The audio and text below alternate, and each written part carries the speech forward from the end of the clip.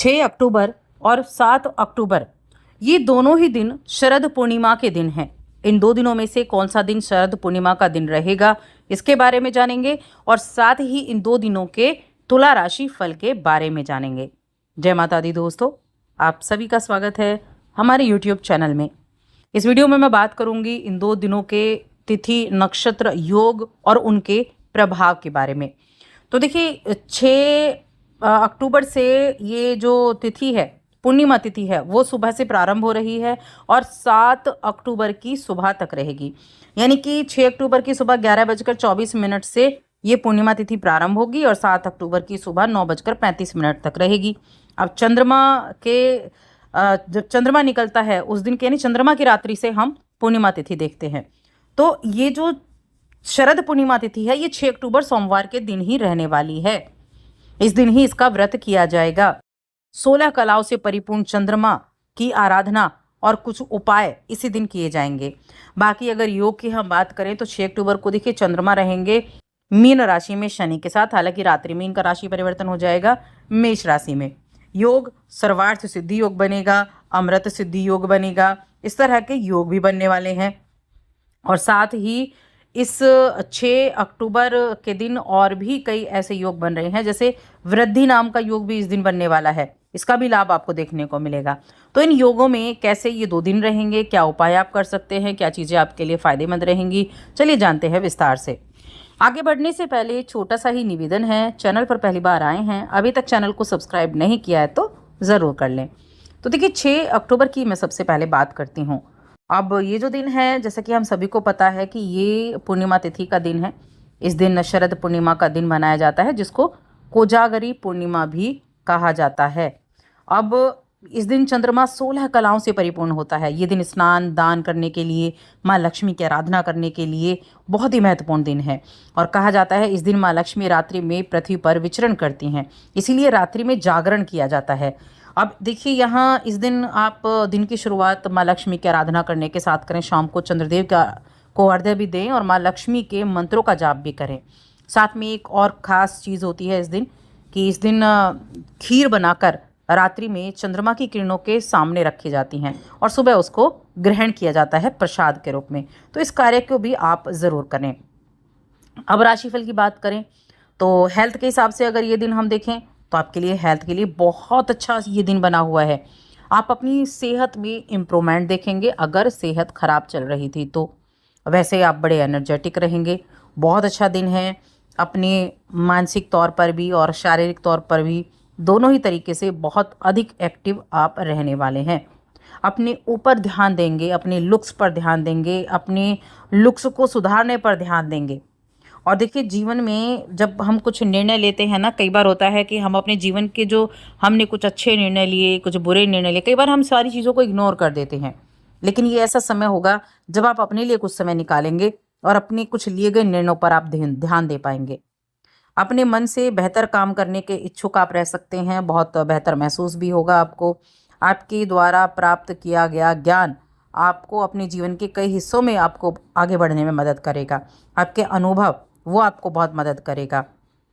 एक चीज़ याद रखें, जब भी कोई आपको उपलब्धि मिले ना, जब भी आपका कोई कार्य ऐसा हो कि हाँ आपने उसमें एफर्ट डाले और वो काम आपका बन गया, सबसे पहले अपने आप को बधाई दें, उसके बाद कुछ करें। ना किसी से ये आशा करें कि सामने वाला आपकी तारीफ़ करे। आप सबसे पहले खुद को बधाई दें कि जो आप काम कर रहे हैं वो ठीक कर रहे हैं। आपने अपने लक्ष्य को भेदा है, आपने अपने लक्ष्य को, एक लक्ष्य जिसको आपने लक्ष्य माना है उस पर काम किया है और वो आपने पाया भी है। तो ये चीज़ें आपको देखनी है। बाकी जिम्मेदारियों को बखूबी निभाएंगे।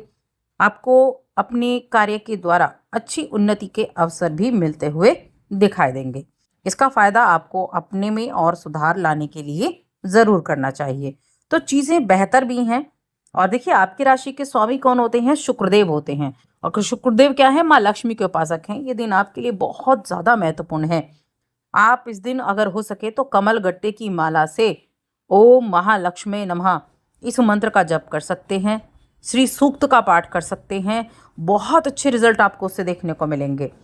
आप अगर काफ़ी दिनों से किसी तरह से लोन में लगे हुए थे, कोई लोन लेने के बारे में आप सोच विचार कर रहे थे, तो वो चीज़ आज आपकी फाइनल हो सकती है।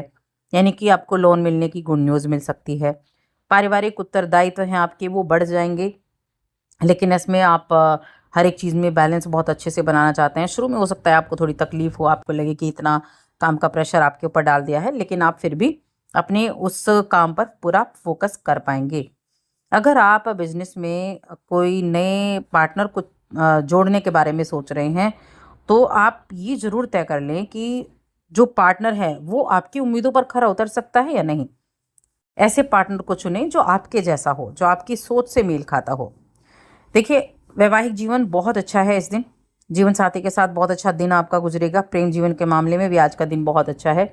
आज आपको अपने घर वालों के लिए या अपने दोस्तों के लिए हो सकता है कि उतना ज़्यादा टाइम ना हो, तो पारिवारिक जीवन मिला जुला है, दोस्तों के साथ भी मिला जुला वक्त रहेगा।